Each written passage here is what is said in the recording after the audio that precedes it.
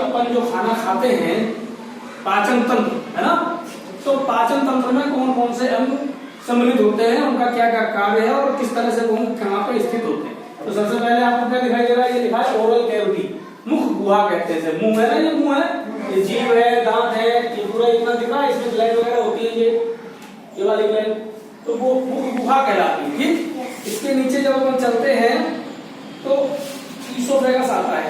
क्या आता है सर? दो चीज आती है यहाँ पर। ईसोफेगस ये कहलाता है ईसोफेगस, आहार नाल जो होती है। ठीक है, जहां से हम जो खाना खाते हैं यहाँ से ये लार मिलने के बाद इस आहार नाल से होकर के नीचे जाता है स्टमक, आमाशय जिसे कहते हैं।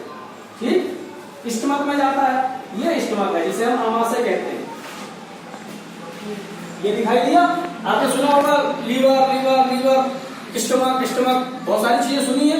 आप देख लो, जो होता है आपका स्टमक, खाना यहाँ आके इकट्ठा हो जाता है। इसके बाद आता है, इसी के नीचे आता है लीवर। लीवर कहते ना, उसका लीवर खराब हो गया, लीवर में प्रॉब्लम है, अपन ज्यादा तली वाली चीजें खाए तो लीवर में दिक्कत है। तो देखो लीवर होता कैसा है। ठीक दिख रहा है, ये पत्ती के आकार का होता है, ये देखो लीवर दिख रहा है, ये लाल वाला जो हिस्सा है ये लीवर। ठीक, लीवर के नीचे एक आया पैंक्रियास। कहते हैं लोगों को डायबिटीज हो गई, तो डायबिटीज इसी पैंक्रियास की दिक्कत की वजह से होती है, जिसका पैंक्रियास से सीक्रेशन श्रावण बंद हो जाता है, हार्मोन्स निकलना, इंसुलिन, वहां पर उसको डायबिटीज हो जाती है। तो ये पैंक्रियास आ गया। ठीक, पैंक्रियास के बाद अगला जो काम है, पैंक्रियास, उसके नीचे आता है स्मॉल इंटेस्टाइन, छोटी आंत और बड़ी आंत।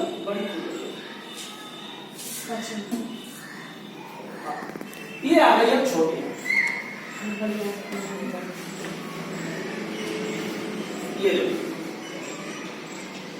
ये हमारी छोटी आंत, जो आमाशय से भोजन आया, ये लीवर में, जो लीवर से जो उसमें एंजाइम्स मिले, उसके बाद पाचन होने के बाद लीवर, इससे आपको छोटी आंत में आ जाता है। छोटी आंत में वो काफी समय तक रहता है, उसमें जो विशेष प्रकार की कोशिकाएं होती हैं जो भोजन का क्या करती है, अवशोषण करती है, उसमें से अपने आवश्यकता वाले पोषक तत्वों को एब्जॉर्ब कर लेती है, सोख लेती हैं, और खराब चीजों को उसमें कहाँ रह देती है, जो फिल्टर हो जाती है जाकर के किडनी में फिल्टर हो जाती है।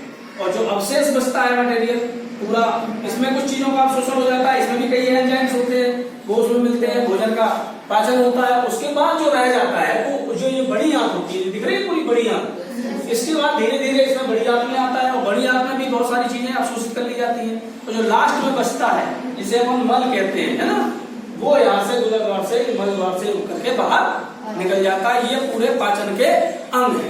इस पाचन के अंग में आपने क्या क्या देखा? एक तो देखा मुख गुहा, सबसे ऊपर आई है, ठीक, ओरल कैविटी या मुख गुहा यहाँ पर।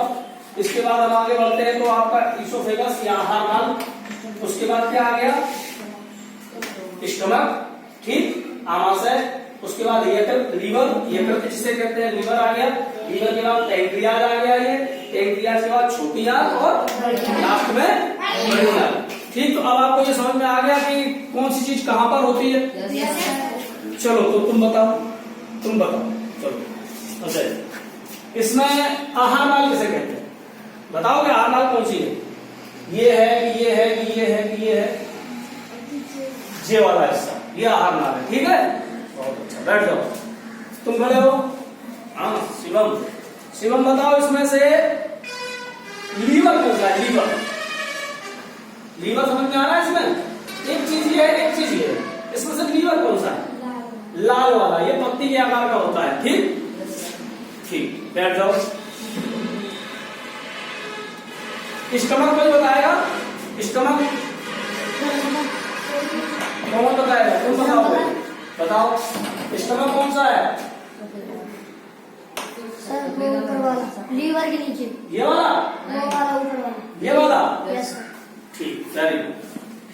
अच्छा, अब इसमें दो महत्वपूर्ण चीज रह गई, एक छोटी आंत और एक बड़ी आंत। छोटी आंत कौन सी है? ये वाली, छोटी वाली, ये वाली, और बड़ी आंत